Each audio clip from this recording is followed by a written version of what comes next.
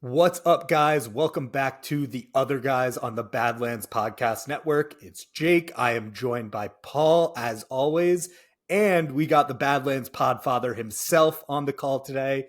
Joe is joining us as well. Paul, start with you. How you doing on game day? Oh, I'm nervous as ever. We got the Mets and the Jets tonight. They're in rapid succession, 4 o'clock and 8 o'clock.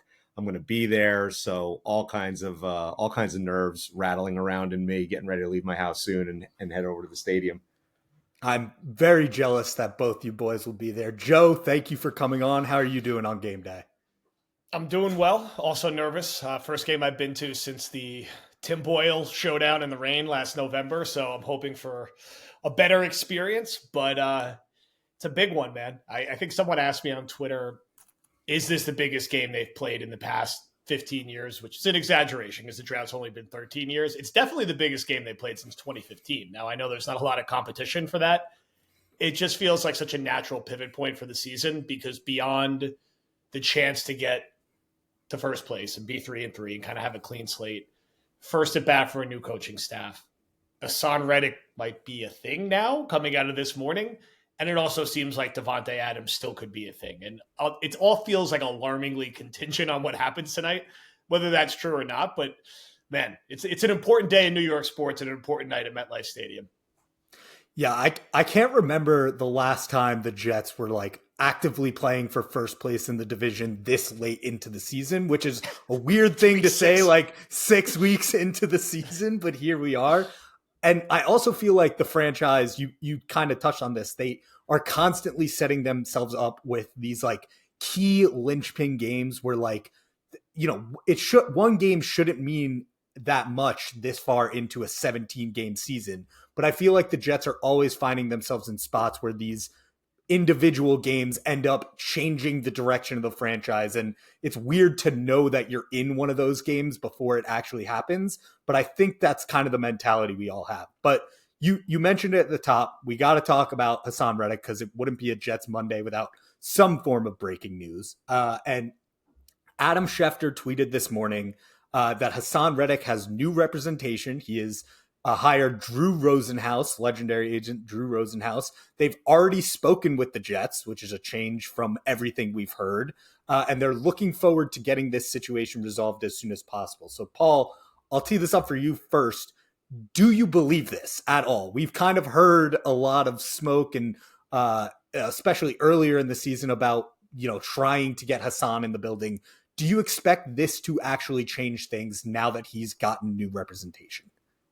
Well, I think when I first saw the headline and I saw that it was Rosenhaus, like my initial gut reaction was like, oh, well, that's going to make it more difficult actually, because Rosenhaus is, a really tough negotiator, and whatever he was asking for is probably going to be more now because you have Rosenhaus in tow.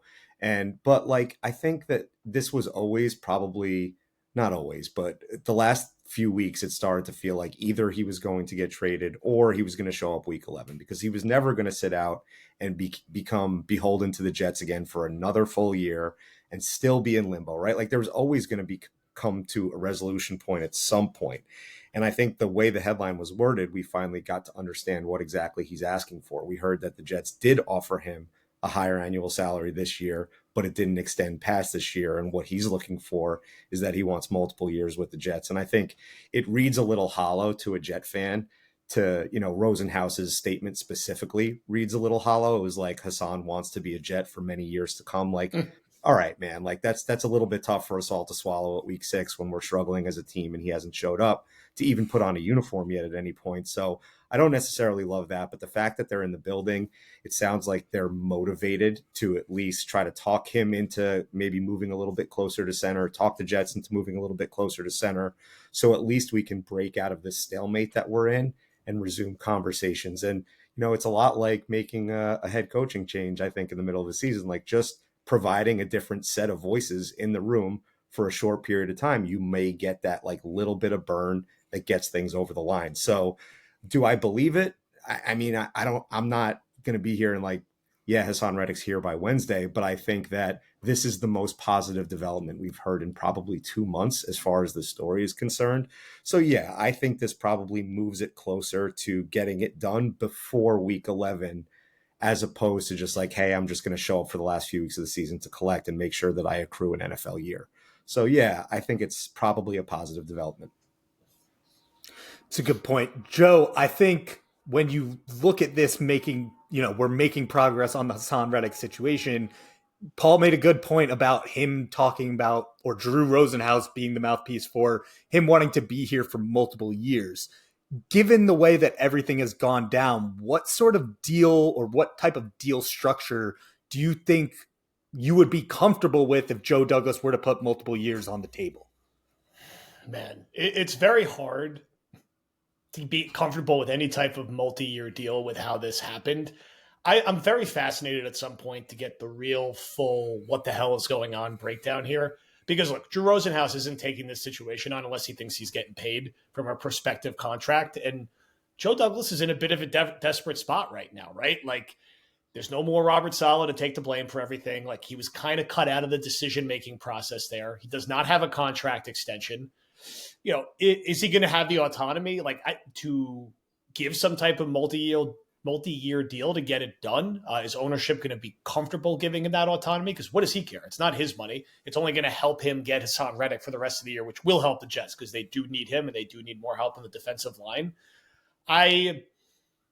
Unless Rosenhaus really has something up his sleeve, I'd be shocked to see something that has multiple years, unless it's one of those like gimmick 2-year contracts where there is really a way for both sides to get out of this after this season if it just doesn't work out and everyone wants to go their separate ways. I mean, if he could get himself into football shape and like ready to rock by like the Steelers or Pats game, like, he's going to play like 9-10 games this year. It's not a full season, but he can still rack up like a meaningful amount of stats that are going to help him get paid. I mean, look, if it was my money, I would not be comfortable committing to him for multiple years right now, but it's not our money. It's ownership's money, of which they have plenty of it. And it's a very desperate situation. Woody is doing out of character things. It's very out of character for him to fire a coach in season. It's never happened before. It's even out of character for the Jets to switch play callers in season. They effectively fired Hackett, and they're doing it politely, where they're like, we're letting you hang around, but he's fired. Like, be clear, like, he's not involved in anything anymore when it comes to the offense. So that's a major shift for how this organization operates.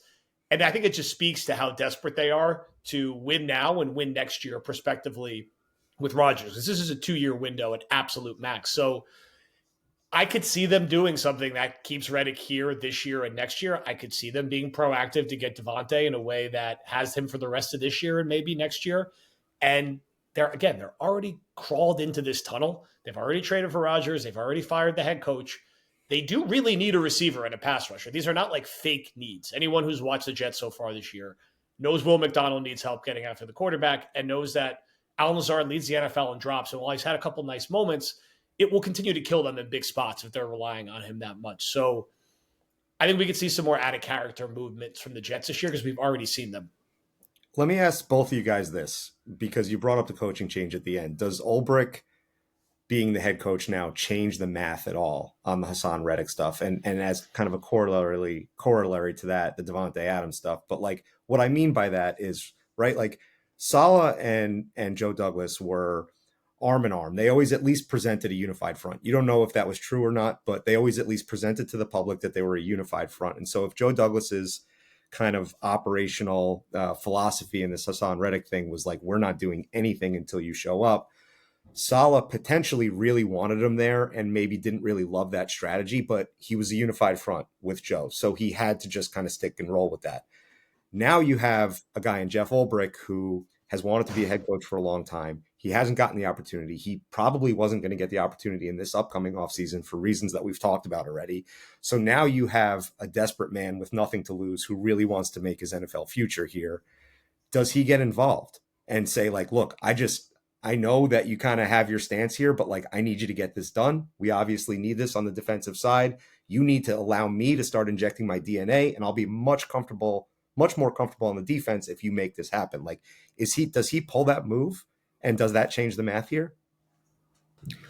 I certainly think that, first off, he's way more media savvy than Robert Saleh ever was. And I do think it's a good caveat to bring up of, like, Robert Saleh was kind of doing things in a way that he was in protective mode, and Ulbrich has absolutely nothing to lose. So I do think that's good. The flip side of that coin, right, is like if you're Woody Johnson and you don't know that the GM is sticking around after this season, you don't know that you are necessarily keeping the same head coach, is going after all these guys and signing them to deals going to make this a more attractive job in 6 months? And I think, if it's not our money, so I'm saying spend all of it, and, Ulbrich can campaign all he wants. But if Woody, for some reason in his mind, gets to a point where this isn't an all-in year, and he is like, he's done everything he can by firing Robert Saleh, and stuff doesn't start to go his way, he might start to cut his losses and not want to commit more. So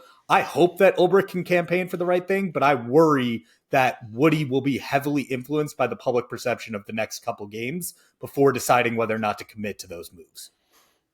Yeah, I think Woody is probably, he's old, he's rich, and he's likely going to be impulsive at this point. I really think like Mangini was right when he said that Woody was particularly embarrassed to lose that game in London and made a change on the flight back from it. Now, maybe it would have happened inevitably, but I think that was the straw that broke the camel's back. I think when you make these kind of changes, I'm sure Woody and Ulbrich communicated in a way and to a level they haven't before. And it's like a good time to like hit the button and be like, all right, I'm sure Ulbrich is like, so is there anything we can do? I heard your quotes to the press. Is there anything we can do here to change our policy and get this done? Then Woody could call on a Joe Douglas and a Phil Savage and be like, listen, we're changing our stance as an organization. Find a way to get this done. Like, I understand we had a previous policy, but we need to win right now. And like, we have a primetime game up, three primetime games upcoming over the next 4 weeks, 2 of which are at home. Because again, whoever needs to sleep. So we're changing our policy on this right now. If we can't let this season get away from us. And I'm sure Ulbrich said, look, I'm certainly not going to object to that. I need every tool in my toolkit to have a chance to succeed. It's hard to make a change like this mid-season and midweek. We're playing a bunch of really good teams like Buffalo, Pittsburgh, and Houston are all likely to be playoff teams.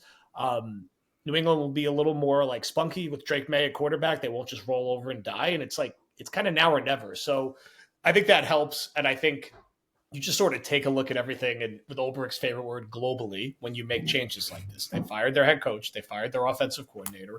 So it's a good time to prospectively revisit how you're handling certain things. And once you like commit to that level of change, like just push through and try to get it done. This roster was built to have Haason Reddick.